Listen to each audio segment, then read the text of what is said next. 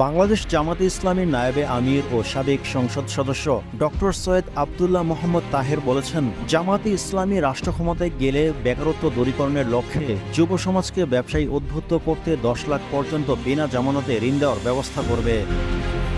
ঢাকা মহানগর দক্ষিণ জামাতে ইসলামের উদ্যোগে শনিবার 21 সেপ্টেম্বর বিকেলে রাজধানীর রমনা ইঞ্জিনিয়ার্স ইনস্টিটিউশন মিলনায়তনে অনুষ্ঠিত ব্যবসায়ী সমাবেশে প্রধান অতিথির বক্তব্যে তিনি এসব কথা বলেন।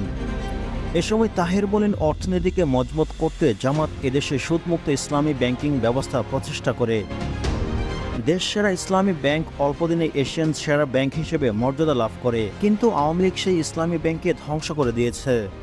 পরবর্তীতে এক এক করে দেশের সব ব্যাংকের টাকা আওয়ামী লীগ লুট করে বিদেশে পাচার করে। ভেঙে পড়া অর্থনীতিকে সচল করতে জামাত ইসলামী প্রস্তুত রয়েছে। তিনি আরও বলেন, বাংলাদেশের মানুষের জন্য ছাত্র জনতার বিপ্লবের মধ্য দিয়ে একটি চমৎকার সুযোগ সৃষ্টি হয়েছে। এই সুযোগ কাজে লাগাতে হবে। পরিবর্তিত পরিবেশকে কাজে লাগিয়ে আগামীর বাংলাদেশ গড়তে ব্যবসায়ীদের প্রতি তিনি আহ্বান জানান। এ সময় ব্যবসায়ীদের দেশপ্রেম বুকে লালন করে ব্যবসা করার অনুরোধ করেন জামাতে ইসলামের নায়েবে আমির।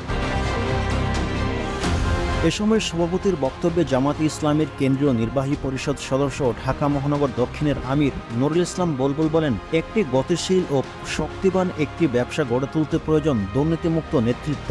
টিম টিআরসি হৃদয়ে ধারণ করে বাংলাদেশ। দ্য রিয়েল কনসালটেশন, স্বচ্ছ ভ্যাট আইনে দক্ষ ন্যায্য ভ্যাট প্রদানে।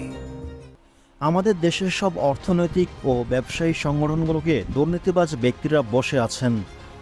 দুর্নীতিমুক্ত নেতৃত্ব ছাড়া কোনোভাবেই গতিশীল অর্থব্যবস্থা গড়ে তোলা সম্ভব নয়। গত 16 বছর দেশে ব্যবসাবান্ধব পরিবেশ ছিল না। ভ্যাট ও ট্যাক্সের নামে ঘুষ, কমিশন, বাণিজ্য, চাঁদাবাজি করে ব্যবসায়ীদের হয়রানি করা হয়। এসব বন্ধ করতে হবে। জামাতে ইসলামের ক্ষমতায় এলে সব অর্থনৈতিক ও ব্যবসায়ী সংগঠনের প্রকৃত ব্যবসায়ী ও সৎ ব্যক্তিরাই নেতৃত্ব দিবে। আর কোনো সালমান এফ রহমান এসালাম সৃষ্টি করতে দেওয়া হবে না বলে মন্তব্য করেন তিনি। নুরুল ইসলাম বুলবুল আগামীর বাংলাদেশ গঠনে জামাত ইসলামের সঙ্গে অংশগ্রহণ করে গুরুত্বপূর্ণ ভূমিকা পালনের জন্য ব্যবসায়ীদের প্রতি আহ্বান জানান।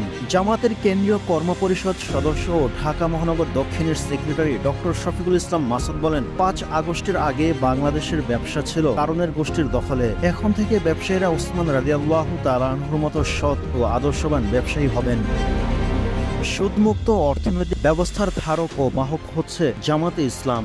মীর কাশেম আলী সহ জামাতের শীর্ষ নেতারা বাংলাদেশের অর্থনীতিকে আলোকিত করেছেন, আর হাসিনা এবং তার চাটুকারেরা দেশের সম্পদ লুট করে অর্থনীতিকে পুরোপুরি ধ্বংস করে দিয়েছে। এই অর্থনীতি ব্যবস্থাকে স্বাভাবিক করতে হলে ব্যবসায়ীদের অগ্রণী ভূমিকা প্রয়োজন উল্লেখ করে তিনি বলেন, জামাতে ইসলামী নেতৃত্বে আগামীর বাংলাদেশ হবে বিশ্বের রোল মডেল।